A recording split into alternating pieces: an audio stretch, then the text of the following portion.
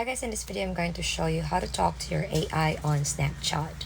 So basically we are going to check first whether your Snapchat application is updated. So you can go to your App Store or to your Play Store and check on the search bar, look for Snapchat and see if it needs to be updated or it has been updated already. So if it needs to be updated, just tap on it and wait for it to update on your phone. And once it's updated, you're gonna go to your Snapchat account and go tap on the chat or the messages setting on the bottom options of your phone.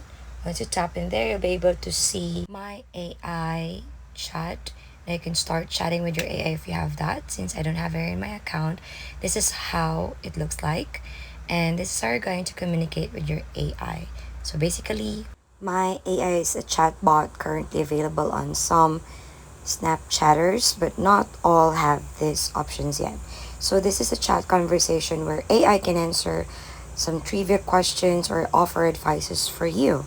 Now that's it. That's how we're going to talk to our AI on Snapchat. If you find this helpful, don't forget to give it a like and subscribe.